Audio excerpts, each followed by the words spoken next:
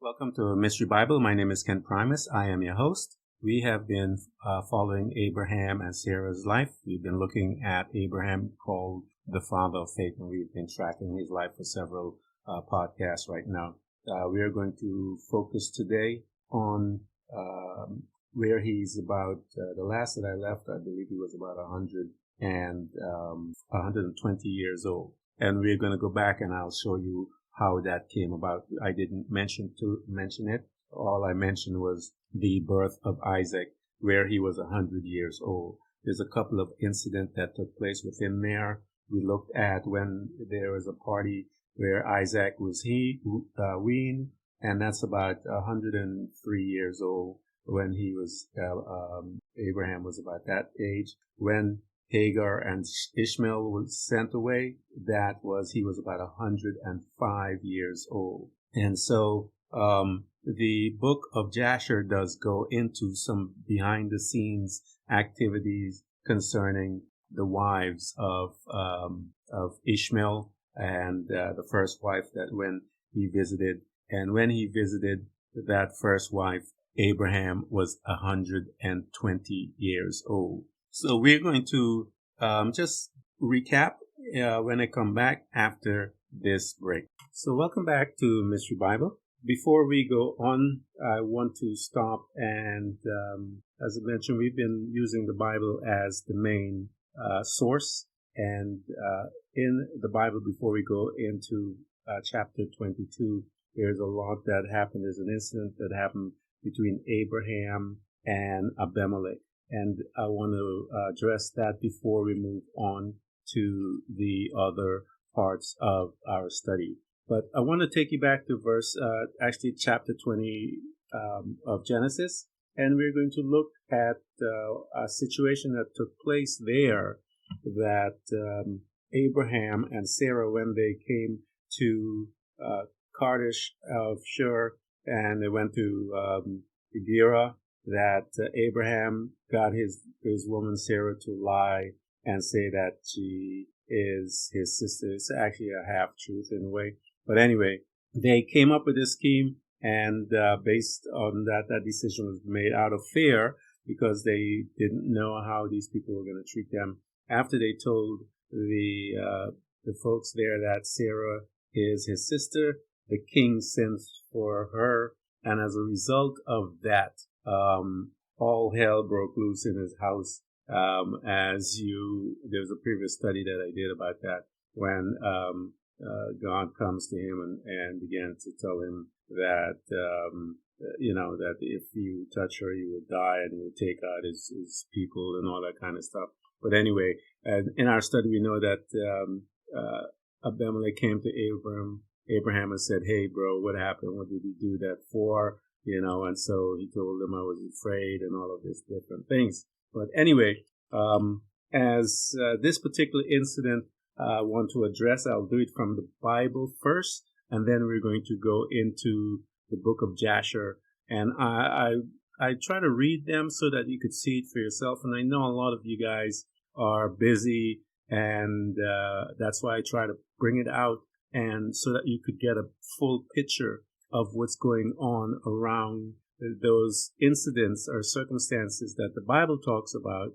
But the book of Jasher gives us a little more detail so that we can see how this picture came about. And it's a sad thing that it breaks my heart that our pastors of today did not utilize the book of Jasher to help you and I to see a better picture and to get a better understanding as to some of the things that happened. One of the things about that we're going to look at that happened back in the Bible with Esau, we saw that Esau was running late when his father asked him. He was out somewhere, and the book of Jasher told us that he was actually fighting. He had just killed Nimrod, and he was kind of hiding and all that type of stuff. And they never told us these things, but you and I will get into that as we continue our study. So let me read this account that is in the book of Genesis about Abraham makes an agreement with Abimelech. And it came to pass that at the time that Abimelech and Hickol, the chief captain of his host, spake unto Abraham, saying, God is with you in all that thou doest. Now therefore swear unto me here by God, that thou wilt not deal falsely with me, nor with my sons, nor with my sons' sons, but according to the kindness that I have done unto thee, thou shalt do unto me, and to the land wherein thou hast sojourned. And Abraham said, I will swear. I will swear. And Abraham reproved Abimelech because of the well of water which Abimelech's servant had violently taken away.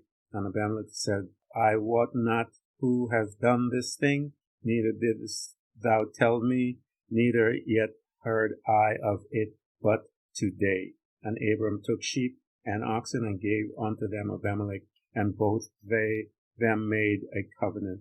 And Abram said, 7 ewes lamb of the flock by themselves. And Abimelech said unto Abraham, What mean thou these 7 ewed lambs which thou hast set by themselves? And he said, For these 7 ewed lambs shall thou take of my hand, that they may be a witness unto me that I have digged this well. Wherefore he called that place Beersheba, because they that swear, both of them, they swore there. Thus they made a covenant at Beersheba. And Abimelech rose up, and the chief captain of his host, and they returned into the land of the Philistine. And Abraham planted a grove in Beersheba and called there on the name of the Lord, the everlasting God. And Abraham sojourned in the Philistine land many days. The book of Jasher tells us how many days that he stayed there. So we see there's an incident that happened there within that chapter in Genesis. But the book of Jasher goes into a lot more behind the scenes stuff, as I told you about. We talked about, in a previous podcast, we talked about Abraham visiting his son Ishmael, and he made a couple of comments about the first wife that he met, and he told her a story what to tell Ishmael. Ishmael knew that it was father, and his father was actually basically telling him to get rid of that woman because of how she was treating the kids, and how she treated Abraham as well. And so we are going to, as I mentioned to you in the early onset, that I wanted to give to you the age of Abraham as these things were happening. Isaac, as we know, he was 100 years old, and 103 he weaned. He had a big party for Isaac. 104, 105 actually, Hagar and Ishmael were sent away.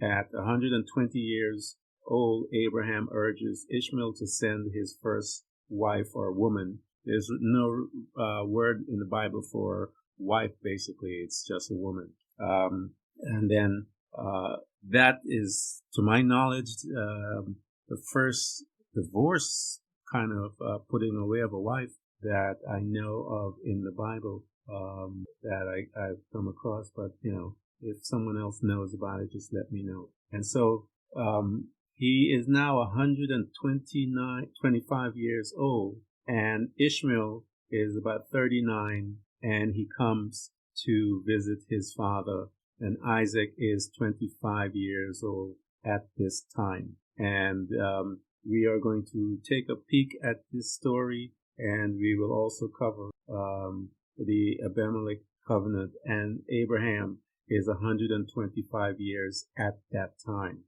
So we see that there's a period of time that takes place there, and Abraham will be 137 years old when we get to Genesis chapter 22. This is when he takes Isaac to Mount Moriah to be sacrificed. And so I wanted to keep you abreast as to the timeline with his age, so that you will follow it, because we're going all the way to his age when he dies at 175 years old. But we are roughly about 125 years right now when I'm going to read you the story. about Abimelech and the well, and also when Ishmael comes to visit his dad after they hadn't seen each other for a while. So we'll take a look at that and begin. So when we last left in the book of Jasher in chapter 20, we see that Abraham prayed.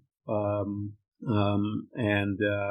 this is when he actually visited his son, and he's leaving. He got the stories together, and we know that after the visit of Ishmael, then he talks to him, and it says that Ishmael in 48 actually in Jasher 21, and Ishmael knew that it was his father, and that his wife had honored him, and the Lord blessed Ishmael. And verse 22 of chapter of Jasher. And Ishmael then rose up and took his wife and his children and his cattle and all belonging to him. And he journeyed from there, and he went to visit his father in the land of the Philistines. And Abraham related to Ishmael, his son, the transaction which first took place with his first wife, that Ishmael took according to what she did. And Ishmael and his children dwelt with Abraham many days in that land. And Abraham dwelt in the land of the Philistines a long time. And the days increased and reached 26 years. That is the long time. And after that, Abraham, with his servants and all belonging to him, went from the land of the Philistines and removed to a great distance. And they came near to Hebron, and they remained there. And the servants of Abraham dug wells of water. And Abraham and all belonging to him dwelt by the water. And the servants of Abimelech, king of the Philistines, heard the report that Abraham's servants had dug wells for water in the borders of the land. And they came and quarreled with the servants of Abraham, and they robbed them of the great well which they dug. And Abimelech, king of the Philistines, heard of this affair, and he and his captain, the captain of his host, and 20 of his men came to Abraham. And Abimelech spoke to Abraham concerning his servants. And Abraham rebuked Abimelech concerning the well of which his servants had robbed him. And Abimelech said to Abraham, As the Lord liveth, who created the whole earth, I did not hear of the act which my servants did unto thy servant until this day. And Abraham took 7 ewe lambs and gave them to Abimelech, saying, Take these, I pray thee, from my hands, that it may be a testimony for me that I dug this well. And Abimelech took the 7 ewe lambs which Abraham had given to him, for he had also given him cattle and herds in abundance. And Abimelech swore to Abraham concerning the well. Therefore he called the well Beersheva, for there were both swore concerning it. And they both made a covenant in Beersheva.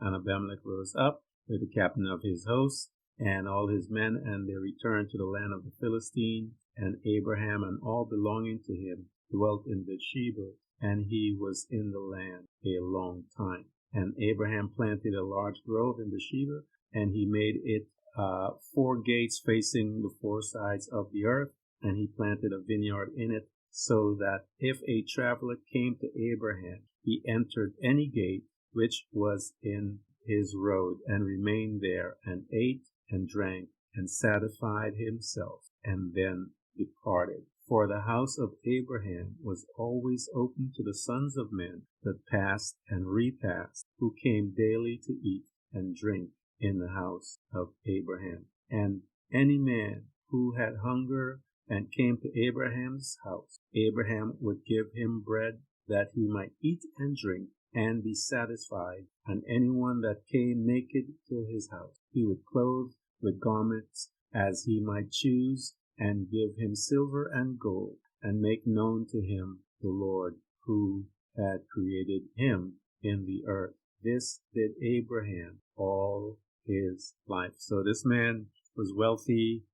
He preached the gospel. He fed people, clothed them, gave them money, and make sure that everything was right with him. And then he preached the gospel, and it tells us here that he did this all of his life. And Abraham and his children and all belonging to him dwelt in Beersheba, and he pitched his tent as far as Hebron. And Abraham's brother Nahor and his father and all belonging to them dwelt in Haran, for they did not come with Abraham to the land of Canaan. And the children of the brother of Nahor, which Milcah, the daughter of Haran, and the sister of Sarah, Abraham's wife, bare to him. And we're going to take a break right here because it goes into the lineage of family members that are part of Sarah's family. And so we're going to take a look at that when we come back. And this is all before Abraham goes and to take Isaac to crucify him, basically, and to kill him, to sacrifice him. But there's a piece in that particular story in the book of Jasher that is really cool, because we see that God is bragging at the end of this chapter. We see that God is actually bragging to Lucifer about Abraham, and Lucifer, idiot that he is, he's always trying to outdo things. And the other person that we saw in the Bible that this happened was with Job, when God bragged about Job. And we see here that God bragged about Abraham. And I didn't know that until when I started studying this book. That's when I knew it, because the Bible doesn't bring to it. Neither does many of the stories that we study. But I just wanted you guys to get, there's so much richness from the book of Jasher that makes this story so much more beautiful and compelling. But we'll be right back after this. Welcome back to Mystery Bible. I'm going to change plans a little here so that I can go in step with the Bible concerning this particular process. The book of Jasher goes into the lineage of Abraham's brother. But what I'm going to do is wait, and according to the Bible, later on in chapter 22 is when the Bible itself goes into the lineage. That is before talks about Nahor's family in 2020.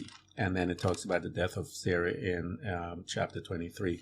But what we're going to do is pick up on what Genesis 22 calls God tests Abraham. The book of Jasher goes through a lot of the detail behind the scene, how this whole thing came about. And but we'll look at it first at the Bible, from the Bible's point of view, and then we are going to go back into the book of Jasher and grab that point of view so that you could see what took place. But as I mentioned, we are usually using the Bible first to go through. So let's do a quick read to get the gist of it. This is when God comes and tells Abraham to bring his son and sacrifice him. So there's a big symbolism behind that, and we will go into that as well. And it came to pass after these things that God did tempt Abraham and said unto him, Abraham. And he said, Behold, here I am. And he said, Take now thy son, thine only son Isaac, whom thou lovest, and get thee into the land of the Moriahs, and offer him there for a burnt offering upon one of the mountains which I will tell thee of. And Abraham rose up early in the morning and saddled his ass, and took 2 of his young men with him, and Isaac his son, and clave the wood for the burnt offering, and rose up and went up into the place which God had told him. Then on the 3rd day Abraham lifted up his eyes and saw the place afar off. And Abraham said unto his young men, Abide here with the ass, and I and the lad will go yonder and worship, and come again to you. That is a powerful statement, because it tells us that this man is a powerful believer, one that walks by faith. And we'll go into that in a little while, but I want to continue. And Abraham took the wood of the burnt offering and laid it upon Isaac his son, and he took the fire in his hand and a knife, and they went both of them together. And Isaac spake unto Abraham his father, and said, My father. And he said, Here I am, my son. And he said, Behold, the fire and the wood, but where is the lamb for a burnt offering? And Abraham said, My son, God will provide himself a lamb for a burnt offering. So they went both of them together. And it came to pass, the place where God had told him of, and Abraham built an altar there, and laid the wood in order, and bound Isaac his son, and laid him on the altar upon the wood. And Abraham stretched forth his hand, and took the knife to slay his son. And God shows up. And the angel of the Lord called him out of heaven, and said, Abraham, Abraham, he said, Here I am. And he said, Lay not thine hand upon the lad, neither do thou anything unto him. For now I know that thou fearest God, seeing thou hast not withheld thy son, thine only son, from me. Abraham lifted up his eyes and looked, and behold, behind him a ram caught in the thicket by his horn. And Abraham went and took the ram, and offered him up for a burnt offering in the stead of his son. And Abraham called the place Jehovah Jireh. And this is where most of the Christians, this is where we got our song, Jehovah Jireh. God is a provider. That's the name of God that he got a revelation of, that God is Jehovah Jireh. And it is said, To this day in the mount of the Lord it shall be seen.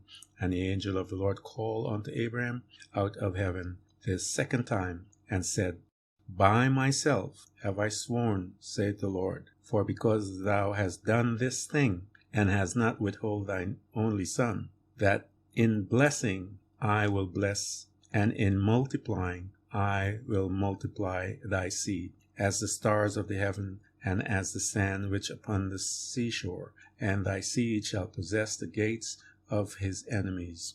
And in thy seed shall all the nations of the earth be blessed, because thou hast obeyed my voice. And Abraham returned unto his young men, and they rose up and went together to Beersheba, and Abraham dwelt at Beersheba. And so we see that aspect of the story in the book of Genesis, but the book of Jasher has some more information that you and I need to look at. And as I mentioned, we're going to go back to the lineage later as to Abraham's family, his brother's family. But let's take a look and see what it says here from the book of Jasher, chapter 22, and we will start at verse 40. And Isaac, the son of Abraham, was growing up in those days, and Abraham, his father, taught him the ways of the Lord, to know the Lord, and the Lord was with him. And when Isaac was 37 years old, Ishmael his brother was going about with him in the tent. And Ishmael boasted of himself to Isaac, saying, so we know here that Isaac is 37 years old when he's going up to be sacrificed. So watch this here. As Ishmael boasted of himself to Isaac, saying, I was 13 years old when the Lord spoke to my father to circumcise us. And I did according to the word of the Lord, which he spake to my father. And I gave my soul unto the Lord, and I did not transgress his word, which he commanded my father. And Isaac replies, and Isaac answered Ishmael, saying, why do you boast to me about this, about a little bit of your flesh, which thou didst take from thy body, concerning which the Lord commanded thee? As the Lord liveth, the God of my father Abraham, if the Lord should say unto my father, take now thy son Isaac, and bring him up an offering before me, I would not refrain, but I would joyfully accede to it. And the Lord heard the word of Isaac spoke to Ishmael, and it seemed good in the sight of the Lord. And he taught to try Abraham in this matter. So God is going to try him. This is what God said. He wants to try him about this. So let's go on. And the day arrived when the sons of God came and placed themselves before the Lord. And Satan also came with the sons of God before the Lord.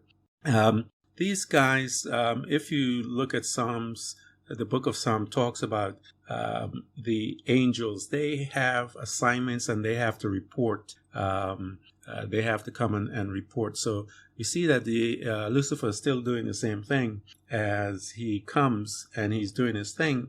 It tells us we see this similar situation in the book of Job as well. It tells us that the question was asking, where have you been? He says, back and forth on the earth. And God says, have you seen or noticed my man Job? And so this bragging of God started with Abraham. So let's check this out and see what goes on.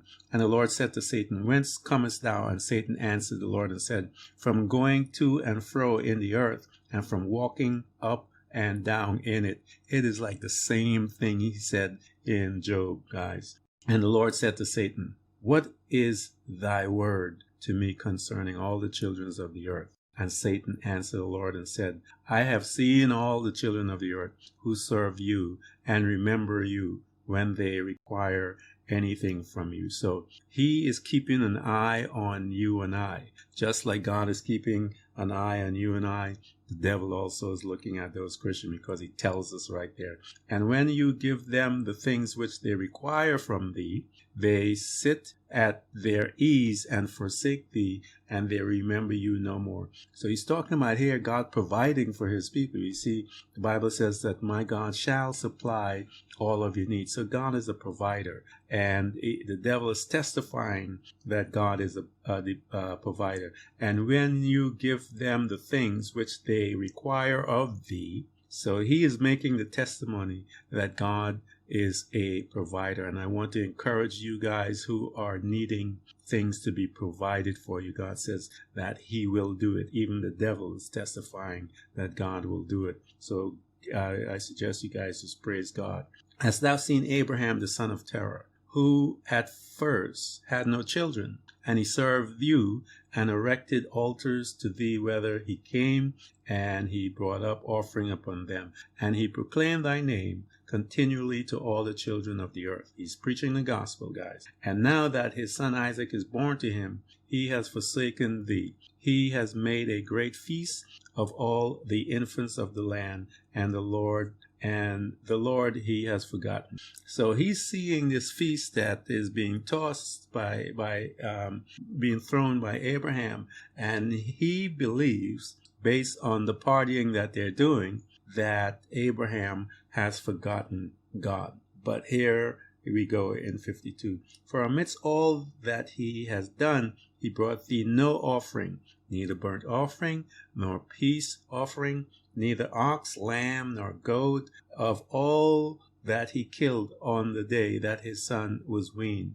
So he's complaining, like the Bible tells us, that he's an accuser. He is an accuser of the brethren, the Bible calls him. And so we're looking at the book of Jasher, and he is just complaining. Verse 53, even from the time of his son's birth till now, being 37 years, he built no altar before you, nor brought any offering to you, for he saw that you did give what he requested before thee, and he therefore forsook you. And so God turns it, and the Lord said to Satan, hast thou considered my servant Abraham? For there is none like him. Even after all this complaining, he said, have you considered this man? For there is none like him upon the earth, a perfect and upright man before me, one that feareth God and avoideth evil. As I live, were I to say unto him, bring up Isaac thy son before me, he would not withhold him from me. Much more if I told him to bring up a burnt offering before me for his flock of herds. And Satan answered the Lord and said, speak then now unto Abraham as thou hast said, and thou wilt see whether he will not this day transgress and cast aside your word. The devil is a liar, guys. So I want to encourage you. We are looking at this man, Abraham. We are seeing plainly behind the scenes that man has made some confession. Isaac made some confession. And so God has said, okay, let's see if that's the case. And we see that the enemy comes and he makes his report, and he does the same about you and I. He complains and tell God that how bad we are. But I want to let you know that the Bible tells us that we are dead to sin. The Bible says that when Jesus died on the cross, that you and I were dead to sin because we buried with him. We died with him on the cross, and when we died with him, sin died in us, and we rose again unto righteousness. So the Bible tells us that you and I are right, and it tells us that we are justified by faith, just like Father Abraham was. He was justified by faith, for the Bible tells us that when Abraham believed God, according to Romans, this is where we started, Romans chapter 4, it says, Abraham believed God, and God accredited him as righteous. So we see this man, Abraham, walking by faith, and we see the enemy coming at him, and we see that his son made a confession, and God says, okay, let me see if that's true, if you guys are to that test, and they prove their test. And as a result of that, God shamed the devil, just like you will shame the devil when you refuse him. The Bible tells us that if we walk in the Spirit, we will not fulfill the lust of the flesh. So you guys are okay, man. So I just want to thank you. We're going to continue this study as we see Abraham. And we're getting a time, and we see that how old this guy was when he was being taken up to be sacrificed. It wasn't a lad like how we were told. This was a man. He was a grown man. And so he and his dad is going up and to sacrifice him, and he was in his 30s. But they teach us that he was not. And so the book of Jasher, I'm going to go with that and let us know, because the Bible, the man in the Bible, they quoted from this book. Joshua quoted from this book. Many people quoted from this book before the Bible was ever written. And so this tells us that he was a grown man, and that says that he's 37 years old.